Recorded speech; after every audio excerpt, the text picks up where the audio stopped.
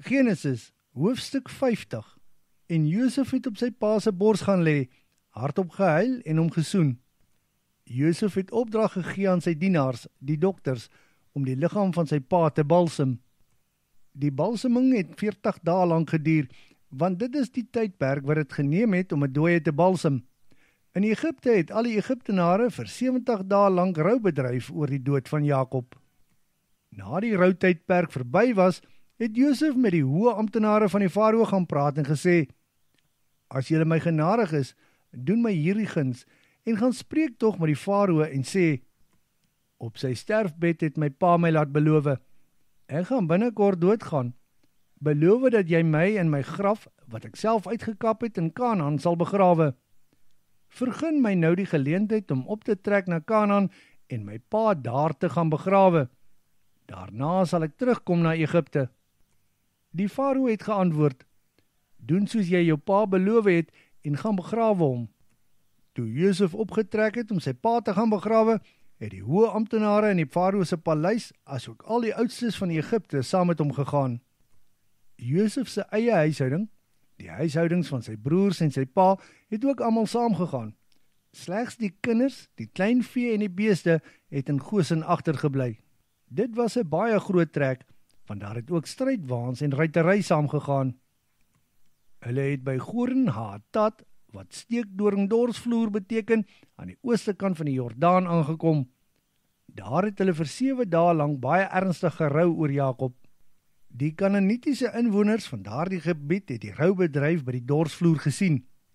Hulle sê toe: "Dit is 'n groot en swaar rou vir die Egiptenare." Hulle het toe die plek Abel Misraim genoem, wat rou van Egipte beteken. Dit lê daar aan die ooste kant van die Jordaan. Die seuns van Jakob het gemaak soos hulle pa hulle beveel het. Hulle het hom in Kanaan, in die grot op die stuk grond van Magpela, wat Abraham by Efron die Hetiet gekoop het as 'n familiegraf, begrawe. Dit lê daar oos van Mamre. Josef en al die mense wat saam met hom opgetrek het na Kanaan om sy pa daar te begrawe, het daarna teruggekeer na Egipte. Na die dood van hulle pa, het Josef se broers onder mekaar gesê: "Ons het baie kwaad aan Josef gedoen. As hy nog kwaad is daaroor, gaan hy ons beslis laat betaal." Hulle stuur toe 'n boodskap aan Josef: "Pa het net voor sy dood die volgende opdrag aan ons gegee. Dit is wat julle vir Josef moet sê: Jou broers het destyds jou baie kwaad aangedoen. Sal jy nie asseblief hulle vergewe daarvoor nie? Ons vra dus nou nederig om verskoning. Vergewe die dienaars van God vir dit wat ons gedoen het." Toe Josef dit hoor, het hy begin huil. Toe gaan sy broers self na Josef toe. Hulle het voor hom neergeval en gesê: "Kyk, hier is ons as die slawe, my heer." Daarop sê Josef: "Nee, moenie bang wees nie. Ek is nie God nie. Julle het wel kwaad teen my bedink, maar met God saam het dit op iets goeds uitgeloop. En dit het alles gebeur sodat 'n groot volk hierdie hongersnood kon oorleef. So hou op om bang te wees. Ek sal steeds sorg vir julle en julle huisgesinne." Op hierdie manier het Josef sy broers getroos en hulle bemoedig. Josef, sy broers en al hulle afhanklikes het in Egipte bly woon. Josef het 110 jaar oud geword. Hy het 3 geslagte van Efraim se nageslag gesien.